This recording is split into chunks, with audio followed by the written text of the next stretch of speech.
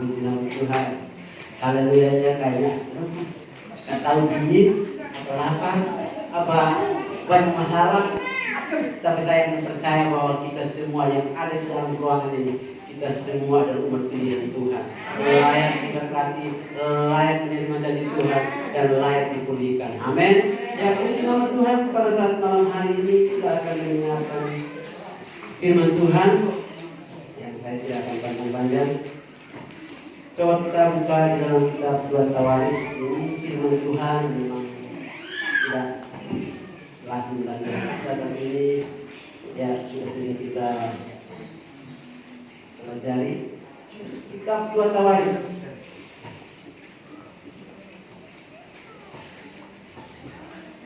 Kitab 2 Tawarikh pasalnya yang ke-15, ayatnya yang pertama sampai dengan ayatnya yang ke-7. Ya. Nanti kita belajar sampai ayat 19, namun kita waktu baca sampai ayat ini untuk pembahasannya baru kita sampai ayat 19.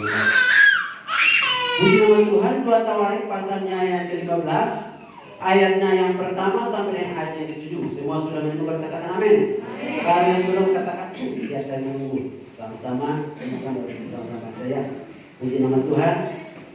2 Tawarikh pasal 15, ayatnya yang pertama sampai dengan ayat yang ke-7.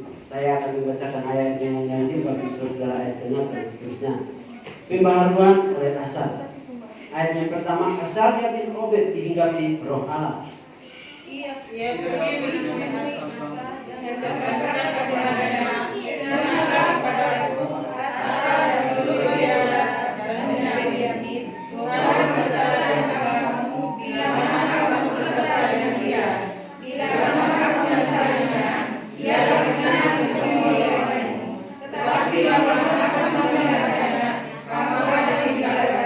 Ayat yang ketiga, lama sekali Israel tanpa Allah yang benar, tanpa ajaran daripada imam, dan tanpa hukum. Tetapi daripada kesesatan mereka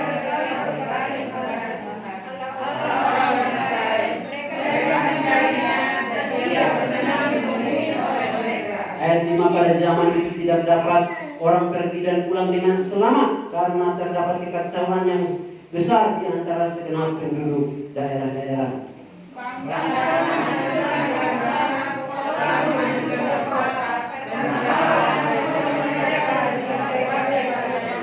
Ayat 7 kita sama-sama. Tetapi kamu ini, kuatkanlah hatimu, jangan lemah semangatmu, karena ada upah bagi usahamu. Amin. Kita firman Tuhan, berbahagialah bagi kita semua yang sudah membaca, merenungkan, makanya melakukan firman Tuhan dalam kehidupan kita. Hari besar kita adalah orang-orang yang paling berbahagia. Itu kata firman Tuhan. Dan tema firman Tuhan pada saat malam hari ini saya memberikan tema, aku mau dipulihkan. Aku mau dipulihkan. Kita semua mendapatkan yang namanya pemulihan dalam kehidupan kita. Hari-hari ini dari semua golongan, mau orang kaya, mau orang miskin, saat ini sedang berseru yang mau dipulihkan oleh Tuhan. Saya kadang-kadang saudara, ini satu hari ini kalau ini ya sebelum corona, kalau di saat saya berdoa, saya berdoa. Ini enggak saudara. Kadang-kadang pulang kerja, pulang makan siang masih pakai pakaian kerja yang bau-bau.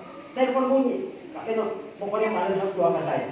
Dulu dengan pakaian yang pokoknya ya bau keringat, doa.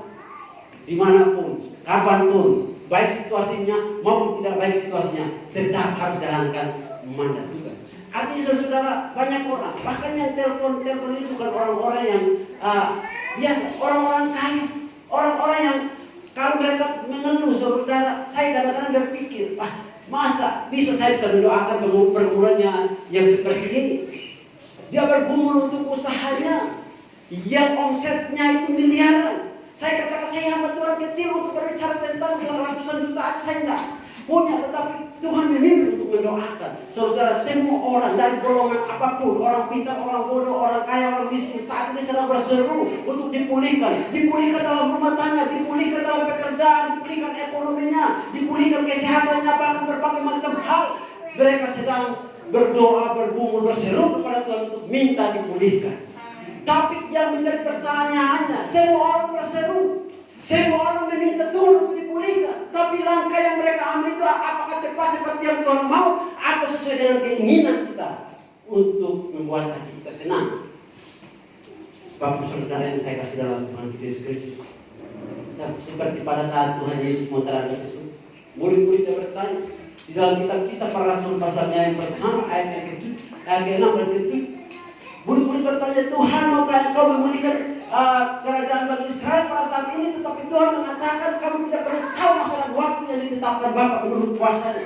Artinya waktu kita tidak perlu tahu, itu kairosnya Tuhan. Haleluya. Tepat pada kairosnya Tuhan, Tuhan akan melakukan sesuai dengan kehendaknya, bukan kehendak kita.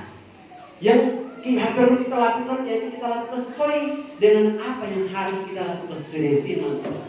Bapak saudara yang saya kasih dalam Tuhan kita Yesus Kristus, kalau kita melihat di dalam perikop ini, saudara, memang terjadi satu kisah yang sangat luar biasa.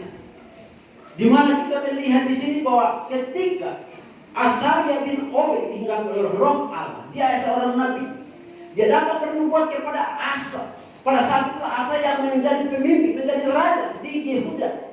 Dia seorang yang masih sangat muda, sangat labil, belum punya pengalaman dalam kepemimpinan. Dia menerima mandat. Dan pada saat itu kondisi bangsa Israel itu bukan seperti yang pada saat dipimpin oleh pemimpin-pemimpin yang lain. Kalau kita melihat waktu Daud pimpin bangsa Israel, waktu Salomo, wah keadaannya enjoy saja. Tapi pada saat Asa diutus, Asa menerima mandat dari Tuhan, di mana Tuhan pakai Asaria bin Obed ini untuk menyampaikan pesan Tuhan kepada Asa. Ini memang sesuatu pergumulan yang berat, karena harus membawa bangsa Israel untuk kembali kepada Tuhan. Kalau kita lihat di ayat yang kedua, di situ dikatakan bahwa ia pergi menemui Asa dan berkata kepadanya, dengarlah kepadaku Asa dan seluruh Yehuda dan Benyamin. Tuhan beserta dengan kamu bila mana kamu beserta dengan dia. Bila mana kamu mencarinya, ia berkenan ditemui olehmu. Tetapi bila mana kamu meninggalkannya, kamu akan ditinggalkannya, dan seterusnya. Artinya saudara, secara manusia Asa berpikir Asa tidak mampu. Secara manusia Asa mengatakan, saya ini seorang pemimpin yang masih belum punya pengalaman. Tidak ada apa-apanya dibanding saya memimpin umat yang besar ini. Tetapi firman Tuhan berkata kepada Asa, bila mana kamu beserta dengan Tuhan, Tuhan akan menyertai kamu. Bila mana kamu melibatkan Tuhan di dalam semua masalah ini, Tuhan akan campur tangan, Tuhan akan turun tangan. Makanya firman Tuhan mengatakan ketika kita angkat tangan, Tuhan turun tangan. Haleluya. Ketika kita angkat tangan, artinya ketika kita berserah, menyerah, tanda kita tidak bisa berbuat apa-apa. Hanya Tuhan yang bisa melakukan banyak hal dalam hidup kita. Amin. Jadi waktu saudara yang saya kasih dalam Tuhan kita, memang Asa ini bukan sesuatu yang mudah ketika dia terima mandat. Penuh dengan beban, penuh dengan persoalan. Firman Tuhan mengatakan bahwa pada saat itu lama sekali Israel hidup tanpa Allah yang benar. Lama sekali Israel hidup tanpa Allah yang benar. Berarti kalau ada Allah yang benar, berarti ada Allah yang tidak benar. Berarti selama ini mereka menyembah Allah yang tidak benar. Jadi firman Tuhan mengatakan bahwa mereka lama sekali hidup tanpa Allah yang benar. Bahkan tidak pernah menerima ajaran dari imam. Bahkan mereka melakukan sesuai dengan apa yang menurut mereka benar. Tapi saya mengatakan apa yang menurut kita benar belum tentu benar di mata Tuhan. Tapi apa yang menurut Tuhan benar, saya percaya bahwa di mata Tuhan, di mata manusia pasti benar. Karena dia sumber kebenaran. Bapak saudara yang saya kasih dalam Tuhan kita Yesus Kristus, ada langkah-langkah yang harus kita ambil. Semua kita mendapatkan yang namanya pemulihan dalam tiap kehidupan kita. Kami semua para pelayan Tuhan juga mendapatkan yang namanya pemulihan. Kalau kita melihat saudara, saya kemarin bertemu dengan seorang jemaat, dia tahu gerejanya, lu nggak salah dipilih. Dia bertanya, Pak, boleh saya datang ibadah? Saya bilang, ya boleh. Masa mau datang ibadah saya usir? Tidak mungkin. Orang mau datang cari Tuhan, masa saya usir? Datang beribadah, tidak apa-apa. Soalnya gereja saya sudah lama sekali tutup dan kami tidak beribadah. Tapi kalau memang mau berjemaat kan ada prosedurnya, saya bilang harus ikuti prosedurnya. Jadi saya bilang boleh datang. Dan saudara, Dia cerita banyak tentang keadaan rumah tangganya, ekonomi, bahkan dia bilang aduh saat kalau dulu pekerjaannya orang ramai, sekarang sepi. Bahkan sekarang dulu sekarang dibagi sebenarnya. Kan 1 bulan 4 minggu, 1 bulan 2 minggu tidak kerja, 2 minggu kerja. Jadi keadaannya bagaimana ini? Kita aja yang kerja full aja kadang-kadang nggak cukup. Apalagi ini dalam 1 bulan cuma hanya 2 minggu kerja, rasanya nggak cukup. Tapi karena Tuhan, kami masih ada. Bapak Ibu Saudara yang saya kasih dalam Tuhan Kristus, hari ini semua orang sedang berseru, semua orang sedang mengeluh. Tapi saya akan percaya tanpa Tuhan kita tidak bisa kuat hidup ini. Makanya firman Tuhan Paulus mengatakan bahwa ketika aku lemah aku kuat karena Tuhan. Di saat aku lemah, di situ kuasa Tuhan semakin nyata dan sempurna. Oleh karena itu, Bapak Saudara yang saya kasih dalam Tuhan Yesus Kristus, mungkin hari ini kita sedang berdoa. Saya tidak tahu apa yang Bapak Saudara alami yang hadapi hari-hari ini. Mungkin saudara sedang menambahkan yang namanya pemulihan untuk ekonomi, pemulihan untuk anak-anak, pemulihan untuk suami diubahkan Tuhan, pemulihan untuk pekerjaan, atau apapun. Kita saat ini sedang berdoa. Bahkan saya pun sebagai hamba Tuhan, saya saat ini sedang bergumul. Ada sesuatu yang Tuhan harus melakukan dalam hidup saya. Kita semua sedang berdoa minta Tuhan pulihkan kita. Karena keadaan, apalagi hari-hari ini bukan semakin baik tapi semakin jahat. Kita tidak bisa jauh dari Tuhan. Kalau hari-hari ini kita jauh dari Tuhan, saya percaya bahwa kita akan tenggelam. Kita akan terbawa dengan keadaan yang ada. Tapi kalau kita semakin dekat dengan Tuhan, kita akan muncul sebagai kemenangan. Haleluya. Dan ada langkah-langkah yang harus kita ambil. Langkah yang pertama, coba kita baca. Langkah apa yang harus kita lakukan supaya kita mencapai yang namanya pemulihan atau mendapatkan pemulihan dalam hidup kita. Kita baca di dalam kitab 2 Tawarik pasalnya yang ke-15 ayatnya yang ke-8. Ketika Asa mendengar perkataan kuat yang diucapkan oleh Nabi Asarya bin Obed itu, dia menguatkan hatinya dan menyingkirkan dewa-dewa kejijikan dari seluruh tanah Yehuda dan Benyamin dan dari kota-kota yang direbusnya di pegunungan Efraim. Ia memperbaharui mesbah Tuhan yang ada di depan balai bait suci. Puji nama Tuhan.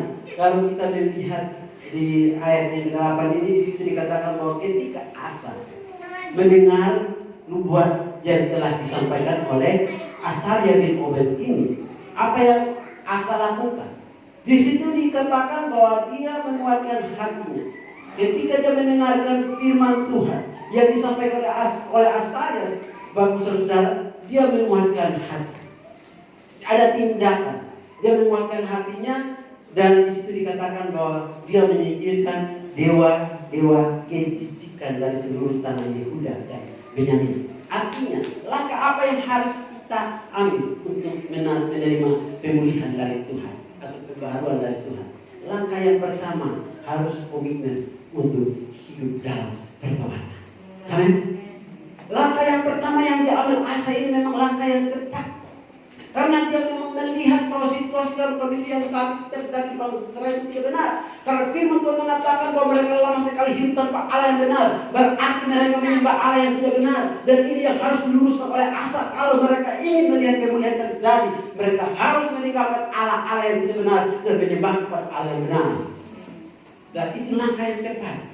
Artinya Bapak Saudara, hari-hari ini kalau kita sedang menampakkan yang namanya pemulihan terjadi dalam hidup kita, pemulihan terjadi dalam rumah tangga, pemulihan terjadi dalam pelayananmu, dalam usahamu, dalam pekerjaanmu, ekonomimu mau dipulihkan. Langkah yang pertama yang harus kita lakukan, komitmen untuk hidup dalam pertobatan. Kalau kita cuma hanya berbicara, ya bertobat, mungkin kita semua bisa. Tapi yang namanya masuk dalam komitmen, artinya keputusan mutlak dan tidak bisa dapat diganggu oleh apapun. Keputusan mutlak yang tidak bisa dapat diganggu, ya keputusan mutlak yang tidak bisa dapat terpengaruh dengan situasi dan kondisi.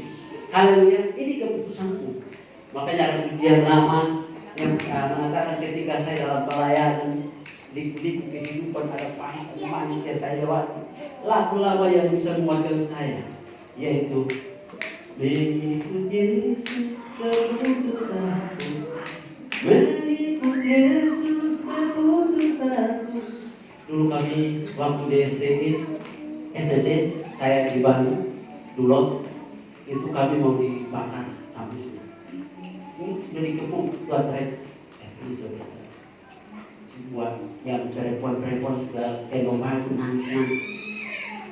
Saya cuma hanya tadi, Bapak saya pokoknya kasih kabar dari kampung. Makanya saya sudah ngomong, nggak usah sekolah itu. Dulu mau ikut STPD, kamu mau sekolah. Dan makanya saya pulang. Cuma satu. Mengikut Yesus, keputusanku. Mengikut Yesus, keputusanku. Itu keputusan saya dengan Tuhan. Bukan keputusan ayat. Saya tetap katakan, saya dulu. Saudara karena dulu ya, saya dulu di drum, teman-teman ambil pas, ayo kita nyanyi pujian dan penyembahan. Dan pada akhirnya, karena waktu itu kan rektor kami Pak Rayani masih bikin sama Gus Dur waktu itu, pada akhirnya Bapak sudah tanda kali selamat. Saudara memang sulit, sukar. Artinya saudara, kita harus mengambil langkah komitmen untuk hidup dalam pertobatan. Ketika asal mendengar firman Tuhan, di situ dikatakan bahwa iman tumbuh karena mendengarkan firman Tuhan di dalam kitab Roma. Jadi ketika asal mendengarkan firman Tuhan, dia langsung respect, dia langsung respon firman Tuhan itu, dan dia bertindak. Tindakan yang pertama yang dia lakukan, dia mengajar semua orang Israel, dia mengajar semua suku Yehuda, suku Benyamin yang pada saat itu berada di bawah pimpinannya dia mengajar mereka, kalau mau untuk melihat perkara besar Tuhan kerjakan dalam hidupmu, kalau mau supaya kesesakan yang hari ini menimpa engkau, hal yang harus kita lakukan yaitu harus komitmen untuk hidup dalam pertobatan. Di situ dikatakan bahwa Asa ini menyingkirkan dewa kejijikan dari tanah Yehuda. Dia menyingkirkan. Saudara yang saya kasih dalam Tuhan kita Yesus Kristus, hari-hari ini apa yang kita perlu singkirkan dari kehidupan kita? Yang perlu kita singkirkan. Apa yang menjadi penghambat-penghalang sehingga doa-doa kita tidak terjawab? Apa yang menjadi penghambat-penghalang sehingga pergumulan-pergumulan kita tidak terjawab? Apa yang menjadi penghambat-penghalang sehingga membuat kita sulit untuk datang kepada Tuhan? Itu yang harus kita singkirkan sehingga kita boleh melihat pemulihan terjadi dalam hidup kita. Amin. Mungkin hari ini kita masih terikat. Jangan kita berbicara terikat dengan dosa pembunuhan, dari itu kriminal, dari itu semua orang kita tahu. Tapi hal-hal yang terkecil dan kadang kita tidak sadari itu kadang-kadang membuat kita menjadi berhala dan menyikat kita dan membelenggu kita sehingga kita seperti orang-orang yang kehilangan pengharapan. Padahal kita punya Tuhan yang hidup. Bapak saudara yang saya kasih dalam Tuhan Yesus Kristus, hari-hari ini bukan hari-hari untuk kita santai-santai, tapi kita semakin dekat dengan Tuhan. Kita semakin dekat kepada Tuhan. Kalau hari-hari ini kita santai, saudara saya yang percaya bahwa kita akan menjadi orang yang lemah. Orang yang lemah dan selalu lemah dan selalu mengeluh dan tidak akan pernah melihat yang namanya mujizat Tuhan dalam hidup. Oleh karena itu, mari hal yang pertama, langkah yang pertama, komitmen untuk hidup dalam pertobatan. Bapak Ibu saudara yang saya kasih dalam Tuhan kita Yesus Kristus, mungkin hari-hari ini apa sih yang menunggu hidup kita? Ada yang mungkin terbelenggu, ya karena apa ya? Firman Tuhan mengatakan bahwa yang menjadi penghambat dan penghalang untuk doa-doa terjawab dalam segala dosa. Haleluya. Dosa apa sih? Padahal saya tidak melakukan dosa, tapi berbohong itu pun dosa. Amin. Masih suka berbohong itu dosa. Kalian saya ini sulit mengampuni, itu pun dosa. Orang kalau tidak bisa mengampuni terus datang beribadah, apakah ada sukacita? Saya dengan percaya kalau saya tidak ada sukacita. Kalau Anda masih terikat dengan kebencian, dengan sakit hati yang membuat engkau sehingga pada akhirnya doa-doa tidak terjawab. Kalau firman Tuhan mengatakan bahwa barang siapa mengampuni, Bapa di surga pun mengampuni. Tapi ketika engkau tidak mengampuni, menuntut hatimu rapat-rapat dan tidak melepaskan pengampuni, Bapa di surga pun pasti tidak akan mengampuni. Artinya pintu berkat tertutup. Pintu surga pun tertutup. Tapi ketika engkau beralasan, bagaimana caranya saya mengampuni orang yang sudah menyakiti saya, orang yang mengecewakan saya? Memang susah, tapi kita dituntut untuk bayar harga. Haleluya. Ketika Anda berani pada harga, Tuhan pun berani melakukan sesuatu yang luar biasa dalam hidupmu. Tapi ketika kita tidak berani pada harga, Tuhan pun tidak akan berani melakukan sesuatu yang spektakuler dalam hidup kita. Haleluya. Oleh karena itu, Bapak Saudara yang saya kasih dalam Tuhan kita Yesus Kristus, langkah pertama yang asal lakukan ini memang tepat. Hal yang harus dilakukan adalah mengajak seluruh orang Yehuda, orang Benyamin untuk hidup dalam pertobatan. Artinya saudara, segala dewa-dewa kejijikan yang selama ini mereka terikat dengan dewa-dewa kejijikan itu harus ditinggalkan. Harus ditinggalkan. Apa yang mungkin hari ini menjadi kesenangan kita, apa yang mungkin selama ini menjadi kesenangan kita, kita terikat dengan hal itu. Tapi hari ini firman Tuhan mengatakan harus tinggalkan, lepaskan dan ikut Tuhan. Haleluya. Lepaskan, tinggalkan dan ikut Tuhan. Saya dulu masih pelayanan, mungkin paling tahu karena jemaat mula-mula Pak Jimmy. Saudara, saya itu masih kuliah masih merokok saudara waktu kuliah. Jadi waktu kalau datang gereja, WR pakai jas, datang di depan, haleluya, haleluya. Keluar dari gereja, malah lupa rokok langsung. Satu hari saya beli anak-anak Madura saudara. Dulu pokoknya mau pokoknya campur saudara. Tiba-tiba Bapak Gembala saya itu kayak Intel. Jadi kalian keluar malam itu jaketnya dia ganti-ganti saudara. Kadang-kadang dia balik dalamnya dari luar dari dalam. Jadi kita tidak tahu. Lewat, dia bilang hebat dan hari Minggu haleluya, hari lain haleluya. Tapi saya nggak tahu kalau dia lewat. Teman saya lagi pemain musik, karena saya dia pemain musik, dia sekarang satu PBB di Flores LA, sudah pulang. Malah dia pegang seloki dengan minum dan rokok. Waktu lewat dia bilang, halo bro, karena dia nggak tahu kalau itu bakal dipanggil. Besok dia mau kunci tahun ini Bapak Gembala panggil, ayo sini. Lebih baik saya yang main gitar 3 kunci tapi orang diberkati. Lebih baik istri saya yang pipi pujian sekalipun suara mirip-mirip tapi orang diberkati, daripada saya pakai WL yang luar biasa, pemain musik yang luar biasa tapi hidup dalam dosa. Saya takut. Kok Bapak tahu? Kamu tidak tahu, Tuhan tahu. Ternyata dia lewat dan lihat saya, dia cerita kronologisnya semua. Oh, kok bisa tahu? Ternyata waktu lewat. Saya karena sudah punya istri. Wah, kayaknya istri saya yang laku. Dia bilang, bukan istri yang laku. Waktu saya lewat, kamu angkat tangan. Hei bro, itu rokok di tangan, sopi di tangan sebelah. Wah, kok bisa? Iya bisa. Sekarang kasih pilihan. No, kau pilih pelayanan, apa pilih rokok? Saya bilang, sudah jelas saya pilih pelayanan. Kalau mau pilih pelayanan, sekarang, saat ini, detik ini, tinggalkan. Teman saya pun saat ini tinggalkan minum, mabuk, tinggalkan rokok, berdoa. Di dalam doa saya katakan Tuhan, tanpa Roh Kudus saya tidak mampu. Tanpa Roh Kudus saya Roh Kudus memampukan saya untuk bisa melepaskan kalian, sudah menyikat saya memilih mengurus saya selama bertahun-tahun. Itu hamba biarkan. Dan pada akhirnya bisa. Kalau kita berusaha dengan kekuatan kita tidak mampu. Tapi kalau kita berusaha dan menyatakan Tuhan, hal yang kita tidak mampu lakukan, Tuhan memampukan kita. Di sini firman Tuhan mengatakan bahwa kalau kamu beserta dengan Tuhan, Tuhan akan beserta dengan kita. Artinya dalam segala hal kita harus sertakan Tuhan. Amin. Jangan tinggalkan Tuhan. Harus melibatkan Tuhan. Jangan kita berusaha sendirian. Kalau kita berusaha sendirian, saya percaya bahwa pasti hari ini tobat, besok kumpul. Haleluya. Kenapa hari ini tobat? Hari ini luar biasa. Besok umat biasa-biasa saja, tidak terjadi perubahan dalam kehidupannya. Hari ini luar biasa. Besok biasa-biasa saja.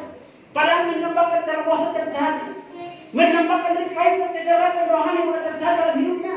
Tapi hal itu tidak akan pernah terjadi karena dia masih terikat. Dia tidak mau melepaskan sesuatu yang menurut dia itu keuntungan. Paulus mengatakan bahwa dahulu ku anggap keuntungan, sekarang ku anggap sampah karena pengenalan ku akan Kristus Yesus jauh lebih mulia dari semuanya itu. Artinya sesuatu yang membuat kita menjadi kebanggaan kita, yang dulu yang menjadi kebanggaan kita, Saat ini kita kenal Yesus. Yesus adalah Raja dan segala raja. Dia sumber dari segala berkat. Dia itu yang lebih hebat. Tidak ada yang lebih hebat dari Tuhan.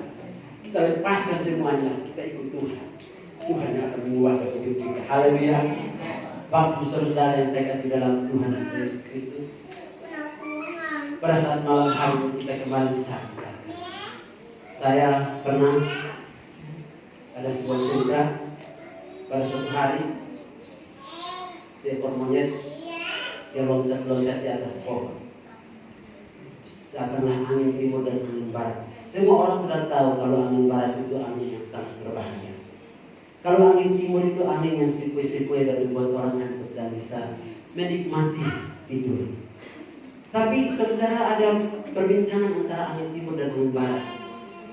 Mereka katakan kalau siapa sih, kita berlomba siapa yang akan menjatuhkan monyet dia adalah pemenang. Datanglah angin barat dengan timpanya yang kencang. Dia katakan pasti saya yang akan menjatuhkan monyet ini. Karena semua sudah tahu bahwa saya ini angin yang paling berbahaya. Lalu angin barat itu dengan begitu kencang, dengan begitu luar biasa. Tapi monyet ini tahu. Dia memeluk pohon. Dia cari tempat persembunyian. Karena dia berjaga-jaga karena memang angin barat ini sangat berbahaya. Pada akhirnya 1 jam, 2 jam tiupan angin barat itu sia-sia. Dia tidak cari. Datanglah tiupan angin timur, angin yang sepoi-sepoi. Ternyata monyet saudara tidak jaga-jaga. Akhirnya dia nanti pada akhirnya puas dan pemenangnya adalah angin timur. Terkadang kita jatuh dengan hal yang besar. Hal yang terkecil yang mungkin kita tidak sadar, itulah yang sering membuat kita jatuh. Hal yang terkecil yang kita tidak sadar, itulah yang akan membuat kita jatuh dan itu menjadi kekhawatiran.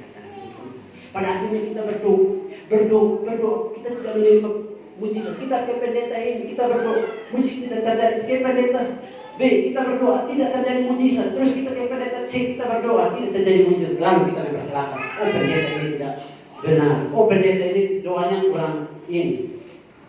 Padahal tidak benar sendiri. Kalau bilang dosa pembunuhan, kriminal, semua orang sudah tahu.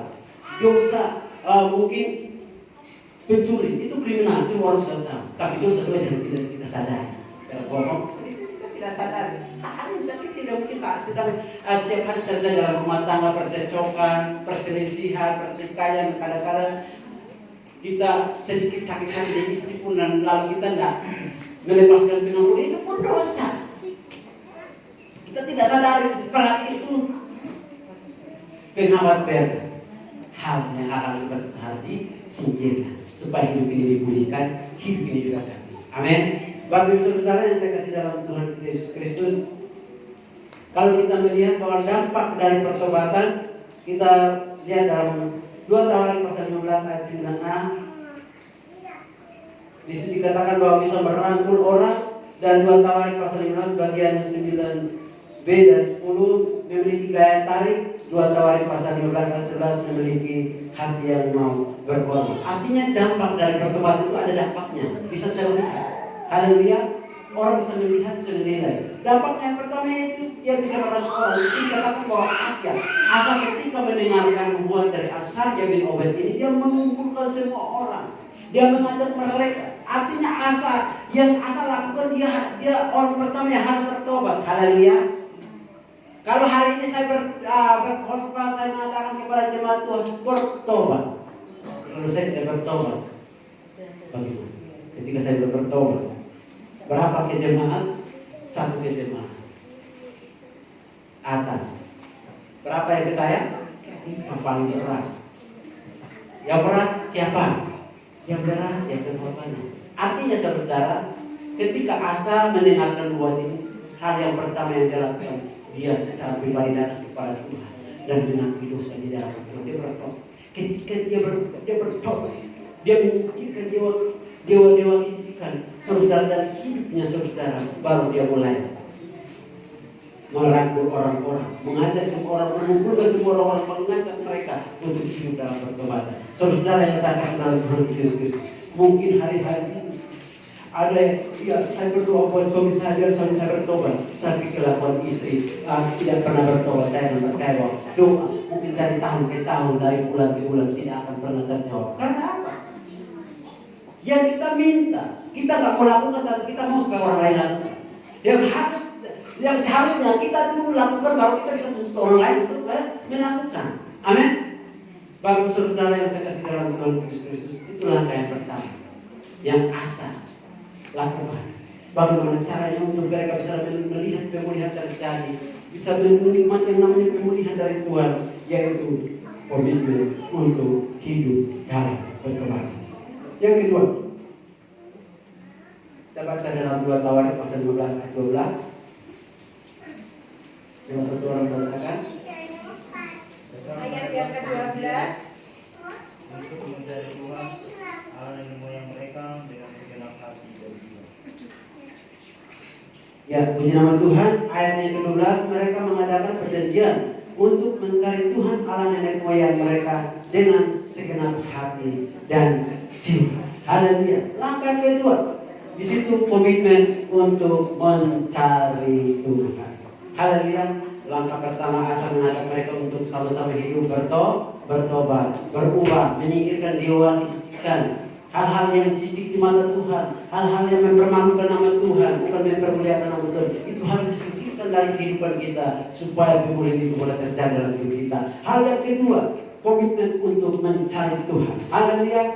Komitmen untuk mencari Tuhan di sini dikatakan bahwa asal mengajak semua orang Israel, tidak terkecuali dari orang tua, anak kecil, semua harus mencari Tuhan. Kalau tidak ada yang tidak mencari Tuhan, itu hukumannya hukuman mati. Dia punya wewenang, dia seorang raja, dia seorang pemimpin, dia perintahkan, dia harus ikut. Kalau hari ini kita sebagai hamba Tuhan, kita berkhotbah, ayo cari Tuhan dengan sungguh-sungguh. Ya ada yang ikut, ada yang respon, ada yang tidak respon. Dikatakan bahwa itu pilihan, hak asasi manusia. Tapi kalau seorang raja, contohnya kalau seorang Jokowi yang mengeluarkan mandat, kita harus begini. Tak dipatuhi ya. Dia sendiri yang ngomong, ayo semua harus pakai masker dan keluarkan hukum. Kalau tidak pakai masker, dendanya gini. Makanya sekarang polisi tak mau bilang STNK rugi. Balik orang kasih STNK besok pergi tembus di mana? Dia pengadilan, pastinya balik dia dulu. Sekarang masker, karena sudah ada undang-undangnya. Jokowi sendiri yang ngomong, ini harus bahas sekian. Ya kalau nggak bayar, masuk penjara. Pilih masuk penjara atau pilih bayar, semua kembali lancar. Ya, pilih bayar biar besok bisa kerja. Nah, pada saat itu pun Asa sebagai seorang pemimpin, dia mengeluarkan mandat. Semua harus mencari Tuhan. Semua harus beribadah kepada Allah yang benar. Barang siapa yang tidak beribadah harus dihukum mati. Dan mau tidak mau mereka harus mematuhi peraturan itu. Bapak saudara yang saya kasih dalam Tuhan kita Yesus Kristus. Kalau kita melihat di sini bahwa mari untuk mencapai yang namanya pemulihan atau mendapatkan pemulihan dari Tuhan, mau kita dipulihkan hari ini. Langkah yang kedua yang harus kita komitmen untuk mencari Tuhan. Saya sudah bentuk, Pak Len saya sudah beribadah, Pak Len saya sudah ikuti semua. Pokoknya ibadah apa saja, ibadah hari Selasa, ayo berangkat. Ibadah hari Rabu kaum ibu, ayo berangkat. Ibadah apa lagi? Jumat, ayo berangkat. Sabtu dan YouTube pun bisa ikut sekaligus sebentar. Benar, tidak salah. Nah, caranya itu benar. Apa yang kau cuma hanya melakukan itu cuma hanya sebatas rutinitas, atau kau melakukan ibadahmu karena memang benar-benar engkau butuh Tuhan, karena memang benar-benar kita membutuhkan Tuhan dalam hidup kita. Kita ingin berjumpa dengan Tuhan, atau karena kita melakukan itu cuma sebatas rutinitas saja. Saya lakukan karena ingin bertemu dengan teman-teman. Saya melakukan ini karena ingin bersenang-senang karena di rumah sumpah, di rumah banyak yang dipikirkan. Kalau saya bertemu di gereja kan banyak orang, saya bisa happy. Saya katakan itulah. Kalau kita punya prinsip seperti itu, saya percaya dan kalau kita cari Tuhan, kita tidak akan menerima yang namanya itu. Kalau cara mencari Tuhan. Bapak saudara, coba kita melihat di sini Persyaratannya dengan segenap hati, bukan setengah-setengah. Haleluya, cari Tuhan dengan segenap hati. Saya percaya bahwa semua jemaat Tuhan RDE dan Lembah Pujian yang berada bersama malam hari, saya percaya bukan setengah-setengah, tapi dengan segenap hati. Kalau dengan setengah hati, saya percaya bahwa Pak Kus gak sampai sini. Perjalanannya ada saudara. Tapi dengan segenap hati, mau banjir pun sikat. Haleluya. Pak Beni dari Bandung, saudara jauh. Apalagi kalau setengah-setengah saudara saya nggak sampai di sini, kita bisa nyanyi kering-kering, nggak pakai musik. Tapi saya percaya semua jemaat Tuhan di tempat ini luar biasa. Haleluya. Cari Tuhan dengan segenap hatimu, dengan segenap jiwamu, dengan segenap akal budimu, dan dengan segenap kekuatanmu. Artinya Tuhan tidak membutuhkan yang kita buat sesuatu separuh-separuh, saudara. Tapi Tuhan mau kita melakukan sesuatu itu ya pokoknya utuh. Haleluya. Sepenuhnya untuk Tuhan. Oleh karena itu, Bapak Saudara, kita melihat di sini bahwa hal yang kedua, di mana keasal, bagaimana caranya dia bisa memimpin umat Tuhan ini untuk mereka mencapai yang namanya pemulihan terjadi dalam hidup mereka. Yaitu dia harus mengajak mereka untuk mencari Tuhan dengan sungguh-sungguh, dengan segenap hati mereka. Kita lihat ya, Daud di dalam kitab Mazmur pasalnya yang ke 62 ayat 1 dan 2. Situ Daud mengatakan bahwa hanya dengan Allah saja aku mendapat ketenangan. Hanya dia lagi membantu keselamatan kota Betlehem. Artinya saudara, ketika kita dekat dengan Tuhan, kita mendapat ketenangan. Amin. Ketika kita dekat dengan Tuhan, kita mendapat ketenangan. Coba kita baca di dalam 2 Tawarik.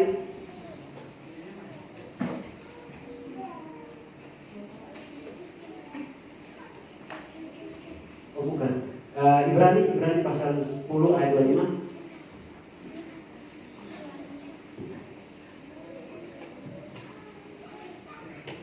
Satu orang baca dalam Ibrani pasal 10 ayat 25. Ibrani pasal 10 ayat yang ke-25, demikian bunyi firman Tuhan.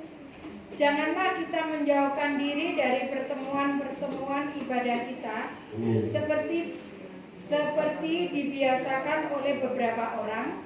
Tetapi marilah kita saling menasehati dan semakin giat melakukannya menjelang hari Tuhan yang mendekat. Amin.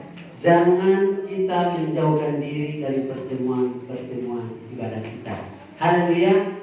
Saudara yang saya kasih dalam Tuhan kita Yesus Kristus, kalau dikatakan dalam kitab 1 Timotius pasalnya yang keempat ayat yang ke-7 dan ke-8, firman Tuhan mengatakan bahwa latihan badan itu terbatas gunanya, tapi ibadah itu mengandung janji baik untuk hidup yang sekarang maupun untuk hidup yang akan datang. Artinya ibadah itu sangat penting. Ibadah itu mengandung janji. Kita beribadah ini kita sedang melatih kerohanian kita. Amin. Kalau kerohanian kita tidak kuat, saudara, kita tidak akan pernah kuat untuk menghadapi setiap masalah dan persoalan yang hari-hari ini sedang menimpa hidup kita. Oleh karena itu, Bapak Saudara yang saya kasih dalam Tuhan Yesus Kristus, asal menegaskan kepada orang-orang Yehuda, orang-orang Benyamin pada saat itu, kamu tidak akan kuat menghadapi masalah ini, karena firman Tuhan mengatakan bahwa bangsa menghancurkan bangsa. Mereka menanam, tapi orang lain yang tuai dari ladang mereka. Artinya hidup mereka tertekan. Hidup mereka penuh dengan ketakutan, kegelisahan dan tertekan. Mereka diperlakukan secara tidak manusiawi. Hal itu diakibatkan bukan karena orang lain, tapi karena dari diri mereka sendiri yang membuat semuanya itu. Dan Tuhan memakai asa untuk membawa mereka kembali kepada Tuhan. Tuhan mengatakan kalau kamu kembali kepada jalan yang benar, yang Tuhan kehendaki, Tuhan akan melakukan bagiannya Tuhan. Jadi itu bagiannya pemulihan, kesembuhan, pembaharuan terjadi. Haleluya. Bagian kita yang harus kita lakukan yaitu seperti yang firman Tuhan katakan. Firman Tuhan mengatakan dia bertobat, ya kita bertobat, dan hari ini tobat besok umat. Firman Tuhan berkata cari Tuhan dengan sungguh-sungguh, ya harus sungguh-sungguh cari Tuhan sampai engkau menemukan Tuhan. Karena firman Tuhan berkata di dalam kitab Yesaya, kalau tidak salah. Coba kita baca di dalam kitab Yesaya. Yesaya pasal 55 ayatnya yang ke-6. Seseorang baca. Yesaya pasal 55 ayat 6.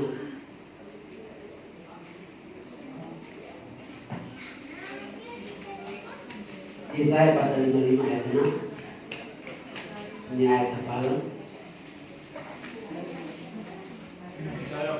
156. Carilah Tuhan selama ia berkenan ditemui, berserulah kepadanya selama ia dekat. Amin. Carilah Tuhan selama ia berkenan ditemui, berserulah kepadanya selama ia dekat. Carilah Tuhan selama ia berkenan ditemui. Berarti nanti ada saatnya Tuhan berkenan ditemui. Artinya hari-hari Tuhan berikan kita kesempatan cari Tuhan dengan sungguh-sungguh. Haleluya. Cari Tuhan dengan sungguh-sungguh, dengan tidak cemu-cemu. Karena itu merupakan keuntungan bagi kita, mendatangkan keuntungan, bukan keuntungan bagi orang lain. Haleluya. Keuntungan bagi kita. Oleh karena itu mari kita sungguh-sungguh cari Tuhan sampai menemukan jawaban. Maka seperti Yusuf ya, Yusuf bersatu. Kalau dia minta sesuatu dari Tuhan, ya sampai Tuhan memberikan. Saudara. Kalau dia berdoa minta sesuatu dari Tuhan, dalam pujian dan penyembah. Bagi saudara, memang hari-hari ini bukan kita mau santai-santai. Kita sedang sibuk tapi ya semuanya itu tergantung dari kita. Kalau tanpa doa tidak akan kuat. Tapi dengan doa kita bisa melewati semua. Amin. Karena doa bisa membuat segala sesuatu yang tidak mungkin. Bapak Ibu saudara yang saya kasih dalam Tuhan Yesus Kristus, di situ dikatakan bahwa mereka bersumpah setia kepada Tuhan dengan suara yang nyaring, dengan sorak-sorai dan dengan penuh dirasakan kalah, dan seluruh Yehuda bersukaria atas sumpah itu, karena dengan segenap hati mereka bersumpah setia, dan dengan kehendak yang bulat mereka mencari Tuhan. Dan di ayat berikutnya, Tuhan berkenan ditemui oleh mereka dan mengaruniakan keamanan kepada mereka. Artinya ketika Tuhan berkenan ditemui oleh kita, Tuhan akan berikan apa? Keamanan. Yang dulunya yang mereka alami kegelisahan, ketakutan, mereka menanam orang lain yang tuai, mereka punya ini, orang lain datang rampas, tapi saat mereka berjumpa dengan Tuhan ada ketenangan. Karena ada pembelaan dari Tuhan sama Raja segala raja. Haleluya. Kita punya Allah yang hidup. Kita punya Tuhan Yesus, dia Raja dan segala raja. Dia pembela kita. Tapi terkadang kita menjauh dari Dia. Sehingga pada akhirnya kita dalam hidup kita sering mengeluh, bahkan mengeluh. Tapi kita nggak sadar bahwa ada Tuhan bersama dengan kita. Bapak Ibu saudara yang saya kasih dalam Tuhan Yesus Kristus. Langkah yang kedua untuk mencapai pemulihan terjadi dalam hidup kita harus komitmen untuk mencari Tuhan. Amin. Kalau di tahun 2020 saya angin-anginan dengan Tuhan, saya mengambil komitmen di tahun 2021 saya semakin menggebu-gebu di dalam Tuhan. Amin. Maka saya percaya bahwa lambat atau cepat kita pasti akan menjadi mujizat Tuhan. Haleluya. Yang muda-muda yang belum dapat jodoh pasti Tuhan kasih jodoh. Yang usahanya mungkin mandek-mandek di tahun 2020 saya Tuhan dengan sungguh-sungguh tidak mandek-mandek mengalir seperti sungai. Amin. Haleluya. Yang belum punya keturunan di tahun 2021 sungguh-sungguh dengan Tuhan kasih keturunan. Amin. Karena memang dia bilang menjadi baik ini di dalam Tuhan tidak sia-sia. Tapi kenapa jadi baik tidak sia-sia? Karena langkah kita salah, tindakan kita salah, cara pikiran kita salah tentang ibadah. Sehingga pada akhirnya kita tidak mendapatkan apa yang kita inginkan. Tapi saya percaya bahwa kalau hari ini kita komitmen, mindset kita, cara pikir kita, pola pikir kita, cara kita beribadah kita harus berubah. Kalau memang di tahun 2020 kita beribadah biasa-biasa saja karena kita menganggap itu rutinitas. Di tahun 2021 kita harus mengubah itu supaya pemulihan boleh terjadi, perubahan boleh terjadi, pembaruan dari Tuhan boleh terjadi, revival boleh terjadi, kegerakan Allah boleh terjadi dalam kehidupan kita, sehingga kita boleh berkata Tuhan baik, sangat baik, terlalu baik dalam hidup kita. Amin. Mindset itu harus dirubah. Jangan terus itu saja. Haleluya. Kalau kayak pelayanan saya tahun 2020 stagnan, monoton, gitu saja. Harus berubah. Di tahun 2021 saya harus berubah supaya lebih baik lagi untuk kemuliaan Tuhan. Dan yang terakhir, yang ketiga, kita baca di ayatnya yang ke-14. Mereka bersumpah setia kepada Tuhan dengan suara yang nyaring, dengan sorak-sorai dan dengan timpal materi dan sangkakala. Hanya yang ketiga yang terakhir, komitmen untuk hidup dalam penyembahan. Haleluya. Karena mungkin tahu kalau nggak salah di sini, kalau tidak mungkin di Bapak Pujian Pak Kus pernah upas secara tuntas tentang penyembahan ya. Sangat bagus, saya diberkati tentang penyembahan. Saudara yang saya kasih dalam Tuhan Yesus Kristus, hari-hari ini Tuhan menghendak penyembah-penyembah yang benar, yang mau menyembah dalam roh dan benar. Saya sudah menyembah Tuhan, tapi yang menjadi pertanyaan, engkau sudah menyembah Dia dalam roh dan kebenaran atau tidak? Kita harus garis bawah penyembah-penyembah yang benar, yang mau menyembah dalam roh dan kebenaran. Haleluya. Karena Allah kita Allah bertangkap setiap pujian kita. Di sini dikatakan bahwa ketika mereka sudah bertobat, mereka sudah sungguh-sungguh mengambil komitmen untuk mencari Tuhan dengan sungguh-sungguh. Hal yang ketiga mereka melakukan yaitu komitmen untuk hidup dalam penyembahan. Artinya kalau saudara itu komplit saudara, cari Tuhan, bertobat dan komitmen untuk hidup dalam penyembahan. Artinya kita hidup dalam pujian dan penyembahan. Saudara-saudara yang saya kasih dalam Tuhan Yesus Kristus, tembok Yeriko rubuh bukan karena kekuatan manusia, tapi dengan kekuatan kuasa suci yang penyembahan. Yosua pemimpin bangsa Israel mengelilingi tembok. Tunjukkan apa yang mereka lakukan. Apakah mereka pakai pani yang besar, yang 5 kilo atau 10 kilo, 25 kilo, lalu mereka bekerja keras? Tidak. Hanya dengan berputar-putar mengelilingi dan memuji dan menyembah. Pada akhirnya Tuhan membuat sesuatu yang dahsyat, sesuatu yang luar biasa. Amin. Jadi runtuh bukan karena kekuatan manusia. Tembok itu dibangun dengan aspek yang luar biasa. Tapi runtuh hanya dengan kuasa pujian dan penyembahan. Betapa hebatnya kuasa pujian dan penyembahan. Makanya firman Tuhan mengatakan bahwa Tuhan menghendaki penyembah-penyembah yang benar, yang menyembah roh dan kebenaran. Saudara-saudara, kalau saya orang datang dalam komitmen saya bangun pelayanan di Lembah Pujian karena memang itu nama saya senang di Lembah Pujian. Dan dulu memang ada hamba Tuhan misionaris ya, dari Korea, terus pokoknya dari daerah-daerah Arab datang, tapi keliling terus singgah. Itu singgah. Dia doa terus dia bilang, Pak Leno, tempat ini harus namanya Lembah Pujian. Mas, iya. Tuhan mengatakan harus nama Lembah Pujian karena melalui pujian dan penyembahan yang sakit disembuhkan, yang lemah itu. Saya di orang jauh sekali. Saya memang saya kasih nama tempat itu Lembah Pujian. Cuma saya nggak tahu artinya. Cuma hanya karena senang dengan kata-katanya Lembah Pujian. Dia sudah kata kasih nama Lembah Pujian. Nah saudara, jadi waktu kalau orang datang minta doa, entah lewat HP, aku datang tatap muka, sudah. Ceritakan masalahmu. Setelah ceritakan masalahmu, ayo pujian penyembahan. Haleluya. Untuk masalah jawaban bukan dari saya, terserah Tuhan. Yang penting saya lakukan bagian. Amin. Kalau kita lihat di dalam kitab Kisah Para Rasul pasalnya 4, waktu Paulus dan Silas berada dalam penjara, firman Tuhan mengatakan mereka berada dalam penjara. Mereka dipenjara di bawah tanah. Sudah dipenjara di bawah tanah, sudah dijaga dengan 3 lapis, bahkan 4 lapis. Sudah dijaga dengan 4 lapis di rantai, dibelenggu dengan rantai. Bahkan pintu penjara ditutup. Tapi ketika mereka bangun jam 12 malam, mereka menangkap pujian dan penyembahan. Saya percaya bahwa Paulus dan Silas suara nggak sebagus waktu saudara. Haleluya. Saudara bisa nyanyi mudah, saudara bisa pakai editing, improvisasi, wah luar biasa. Paulus pada saat saya percaya bahwa seorang yang baru bertobat pasti nyanyi lurus-lurus saja, tapi dia angkat pujian dengan hati yang tulus. Amin. Dengan pujian naikkan hidup Tuhan belum bekerja. Dan firman Tuhan mengatakan bahwa pintu-pintu penjara terbuka, rantai-rantai yang ada di tangan Paulus terlepas, penjara-penjara tidur terlelap. Mereka bisa keluar dari dalam penjara dengan jalur. Bukan karena ada orang hebat yang datang melepaskan mereka, tapi karena bahwa pujian dan penyembahan mereka.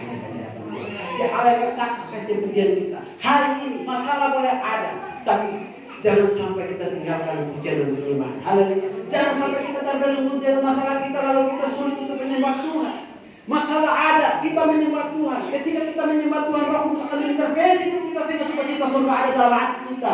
Sehingga kita dengan leluasa kita memuji Tuhan. Dan ketika kita memuji Tuhan, Dia ada berkata setiap ujian kita sehingga berakhir mujizat kita terima, pemulihan mulai terjadi, pebangunan mulai terjadi dalam kehidupan kita, sehingga apa yang menjadi doa kita, kerinduan kita, impian kita bisa dapat terrealisasi dalam Tuhan turun bekerja dalam setiap ujian. Amin. Untuk kebenaran firman Tuhan pada saat malam hari ini. Mari kita sama-sama tundukkan kepala. Jangan melihat ke kanan dan ke kiri.